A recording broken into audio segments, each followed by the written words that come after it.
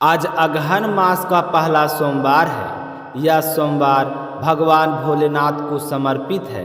कहा जाता है कि इस पुण्यदायी माह में भगवान शंकर माता भगवती के अन्नपूर्णा स्वरूप से अन्न की याचना करते हैं, इसलिए यह दिन भक्ति, श्रद्धा और कृतज्ञता का प्रतीक माना जाता है।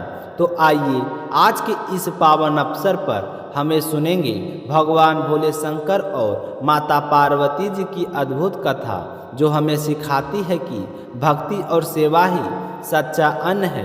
सभी भक्तजन इस कथा को पूर्ण श्रद्धा और एकाग्र भाव से पूरा सुने और इसे अधिक से अधिक से भक्तों तक पहुँचाए। बोलिए हर हर महादेव, जय अन्नपूर्णा माता की जय हो। एक नगर में बहुत ही ईमानदार व्यापारी रहा करता था। उस व्यापारी के पास बहुत सारा धन था, उसको किसी भी चीज़ की कोई कमी नहीं थी। व्यापारी अपने कार्य को बहुत ही ईमानदारी से किया करता था। वह व्यापारी भगवान शिव का बहुत ही बड़ा भक्त था। व्यापारी को एक चीज़ की कमी थी, जिसके कारण वह बहुत ही दुखी रहा करता था। उस व्यापारी के कोई संतान नहीं थी। संतान प्राप्ति के लिए वह हर उपाय किया करता था, लेकिन उसे संतान की प्राप्ति नहीं हुई। एक दिन उस व्यापारी को उसके मित्र ने बताया कि तुम ऐसा करो कि सोमवार के व्रत रखना शुरू कर दो। हो सकता है कि भगवान से प्रसन्न होकर तुम्हें पुत्र प्राप्ति का वरदान दे। तो अपने मित्र की बात सुनकर व्यापारी बहुत ही प्रसन्न हुआ और घर आकर अपनी पत्नी को सारी बात बताई। तो संजोग से उस दिन सोमवार था, तो व्यापारी उसकी पत्नी ने भगवान शिव की पूजा करनी शुरू कर दी और सोमवार के व्रत भी उसी दिन से शुरू कर दिए। तो व्यापारी पूरे सच्चे मन से भगवान शिव की पूजा किया करता था और दोनों पति पत्नी सोमवार के व्रत और व्रत कथा बड़े ही श्रद्धा भाव से सुनते थे। वह व्यापारी हमेशा सोमवार को मंदिर जाया करता था और सच्चे मन से भक्ति करता था। तो उसकी सच्ची भक्ति देखकर भगवान शिव और माता पार्वती जी दोनों बहुत ही प्रसन्न हुए। माता पार्वती जी ने भगवान शिव से कहा कि स्वामी व्यापारी जिस मनोकामनाएं के लिए आपके व्रत और पूजा पाठ करता है, तो उसकी मनोकामनाएं पूरी करें। तो भगवान शिव ने माता पार्वती की बात सुनकर कहा कि जिसके भाग में जितने कर्म होते हैं, उसे अपने कर्मों का फल अवश्य भोगना पड़ता है और उन्हीं कर्मों के अनुसार सब निर्धारित होता है कि भाग में क्या और क्या नहीं है। जिसके भाग में जो होता है उसको वही भोगना पड़ता है। तो माता पार्वती जी भगवान शिव से कहा, व्यापारी की भक्ति आपके लिए बहुत अच्छी है, तो मैं तो कहती हूँ कि इसकी सच्ची भक्ति देखकर इसकी मनोकामनाएं को आप पूर्ण करें, तो स्वामी आपके लिए कुछ भी संभव नहीं है। तो इस तरह बार बार पार्वती जी के हट करने पर भगवान शिव जी व्यापारी को पुत्र प्राप्ति का वरदान दिए। लेकिन भगवान शिव ने माता पार्वती जी से कहा कि मैंने वरदान तो दे दिया है, पर इस व्यापारी का बेटा सिर्फ 12 वर्ष की आयु तक ही जीवित रहेगा, उसके बाद वह मृत्यु को प्राप्त हो जाएगा। तो व्यापारी माता पार्वती जी और भगवान शिव की बातों को बड़े ही ध्यानपूर्वक सुन रहे थे, लेकिन व्यापारी को इस बातों का कोई दुख नहीं हुआ, बल्कि उसे तो पुत्र प्राप्ति की खुशी हो रही थी। वह खुशी खुशी भगवान शिव की पूजा करता रहा। समय बीतता गया। कुछ ही समय पश्चात व्यापारी की पत्नी ने एक बहुत ही सुंदर लड़की को जन्म दिया और पूरे नगर में खुशियाँ मनाई गई। व्यापारी और उसकी पत्नी बहुत ही खुश थे, लेकिन व्यापारी का मन में एक डर था। वह अपने बच्चे की बाल लीलाओं के सामने अपने दुख को भूल जाता था। दोनों अपने पुत्र के लालन पालन में लग गए। जैसे ही व्यापारी का पुत्र 11 वर्ष का हुआ, तो व्यापारी को शिव पार्वती जी की बात याद आ गई। तो उसे यह सोचकर बहुत ही दुख हो रहा था कि अब मैं क्या करूं। तो उसने सोचते सोचते पुत्र को मामा के अपने घर बुलाया और उससे कहा कि तुम अपने भांजे को काशी लेकर जाओ और वहाँ पर पढ़ाई कराओ और जाते समय रास्ते में यज्ञ करवाते जाना, दान पुण्य करवाना, ब्राह्मणों को भोजन करवाना, इस तरह की सारी शिक्षा देकर व्यापारी ने अपने पुत्र को मामा के साथ बहुत सारा धन देकर विदा कर दिया। मामा और भांजा काशी के लिए निकल पड़े। रास्ते में यज्ञ करवाते, ब्राह्मणों को भोजन करवाते हुए जाने लगे। तो कई दिनों की यात्रा करने के बाद दोनों एक नगर जा पहुँचे। उस नगर में का राजा बहुत ही धनी और बलवान था।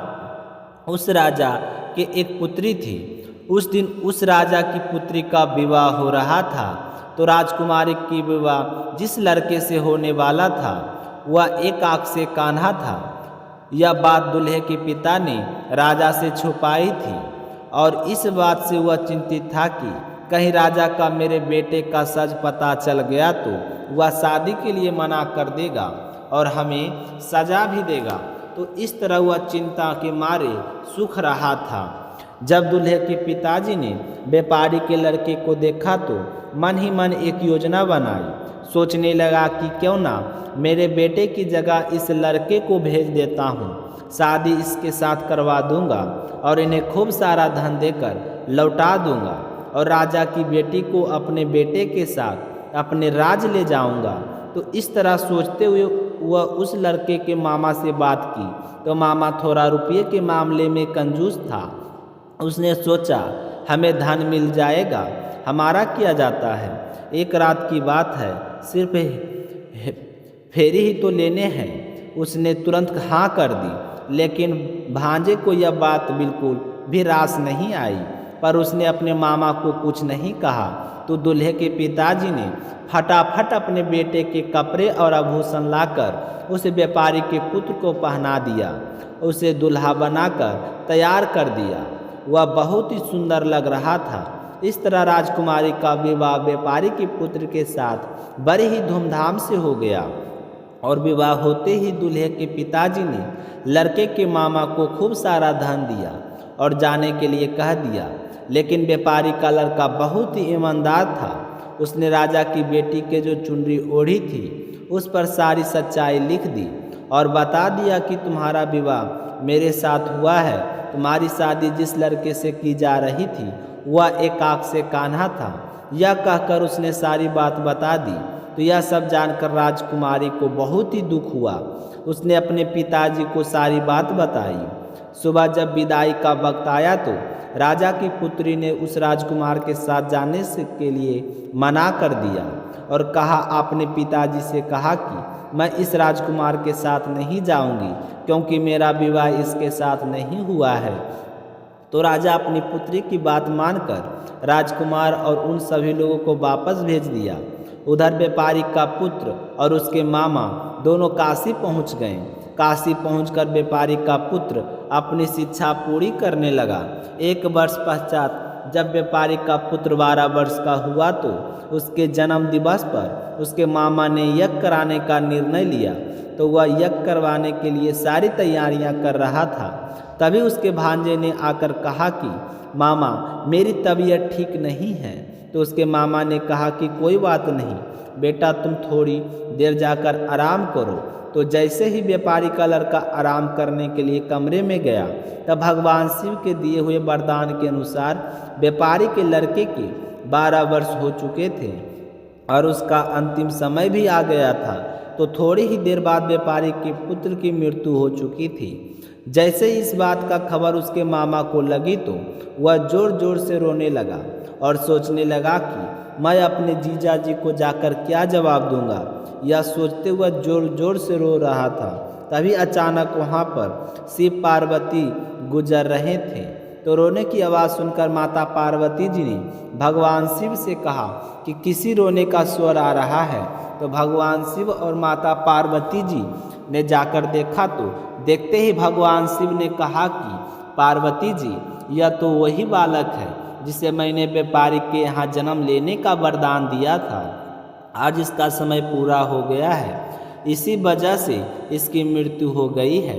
तो माता पार्वती जी के कहने लगी कि आप इसे जीवित कर दीजिए, मुझे इसके मामा का रोने का खबर सुना नहीं जा रहा है। इसके लिए कुछ भी असंभव नहीं है। इसके मामा का यह हाल है तो सोचो जब इसके माँ बाप को पता चलेगा तो उनका क्या हाल होगा। वह तुरंत परम पुजारी है, अगर आप अपने इसे जीवित नहीं किया तो हमें कौन मानेगा और कौन हमारी पूजा करेगा। तो इस तरह पार्वती जी के कहने पर भगवान शिव ने व्यापारी के पुत्र को जीवित कर दिया और लंबी आयु का वरदान दिया। तो भोले शंकर के आशीर्वाद से व्यापारी का लड़का फिर से जीवित हो गया। उसे जीवित देखकर उसके मामा की खुशी का कोई ठिकाना नहीं रहा। उन्हें भली भांति यज्ञ करवाया, ब्राह्मणों को भोजन करवाया, खूब सारी दान दक्षिणा देकर उन्हें विदा किया और उसकी शिक्षा भी पूरी हो गई थी। इसलिए व्यापारी का लड़का और उसका मामा वापस अपने काशी से अपने घर की ओर लौटने लगे। तो व्यापारी के बताए अनुसार सभी नियमों का पालन करते हुए अपने घर की ओर जाने लगा। उसी तरह यज्ञ करवाते, ब्राह्मणों को भोजन करवाते, दान दक्षिणा देते। कुछ समय के पश्चात वह दोनों उसी नगर में जा पहुँचे जिस नगर में व्यापारी के पुत्र का विवाह हुआ था। वहाँ जाकर वह मामा भांजे यज्ञ करवाने लगे। तो उसी यज्ञ में राजा आ पहुँचे। तो उन्होंने जैसे उस लड़के को देखा तो तुरंत पहचान लिया। तो उससे पूछा कि तुम्हारी शादी मेरी बेटी के साथ हुई है। तो व्यापारी के लड़के ने सारी बात बता दी। तो यह सुनकर राजा बड़े ही प्रसन्न हुए और उस लड़के को लेकर महल आ गए। तो जब राजकुमार